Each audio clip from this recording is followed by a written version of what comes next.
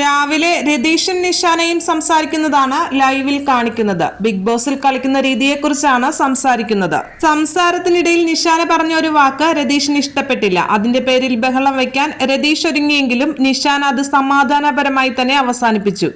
Big ബോസിൽ ഇങ്ങനെ വെറുപ്പിച്ച് കളിക്കേണ്ടതുണ്ടോ എന്നാണ് നിഷാന ചോദിച്ചത്. രതീഷും നിഷാനയും മാത്രം ഇരിക്കുമ്പോഴായിരുന്നു ഇവരുടെ സംസാരം.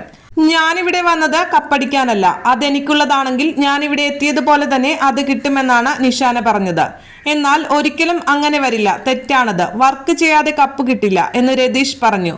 ഇതിന് പിന്നാലെയാണ് സ്വന്തം വ്യക്തിത്വം വൃത്തികെട്ട രീതിയിലാക്കി കളിക്കേണ്ടതില്ല എന്ന തന്റെ നിലപാട് നിഷാന പറയുന്നത്. ഇതോടെ എന്റെ വ്യക്തിത്വം ഞാൻ വൃത്തികെട്ട രീതിയിൽ കളഞ്ഞു എന്ന് രതീഷ് ചോദിക്കുന്നു.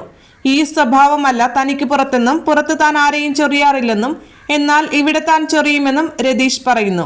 ഇതിന് പിന്നാലെയാണ് ഇവിടെ ആരെങ്കിലും പറഞ്ഞിട്ടുണ്ടോ ഇവിടെ ചൊറിയണം, അടിയുണ്ടാക്കണം, എന്ത് നാറിയ കളി കളിച്ചും കപ്പടിക്കണമെന്ന് നിഷാന തിരിച്ചു ചോദിക്കുന്നു.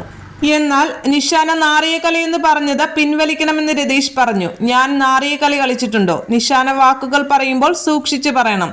നാറിയ കളി എന്നൊന്നും പറയണ്ട, അത് പിൻവലിക്കണമെന്നാണ് രതീഷ് പറഞ്ഞത്. രതീഷ് ഇത് വലിയ പ്രശ്നമാക്കുമെന്ന് തോന്നിയതോടെ താൻ മൊത്തത്തിൽ പറഞ്ഞെന്നേയുള്ളൂ എന്നും ഏഷ്യാനെറ്റ് ചോദിച്ച ഒരു കാര്യമുണ്ട്, നിങ്ങൾ പോസിറ്റീവ് ആണോ, എന്നാൽ അപേക്ഷിക്കാമെന്നാണ് പറഞ്ഞത്. തെറ്റായ മെസ്സേജ് നൽകാനല്ല നമ്മൾ വന്നതെന്നും നിഷാന രതീഷിനോട് വ്യക്തമാക്കുകയും ചെയ്തു.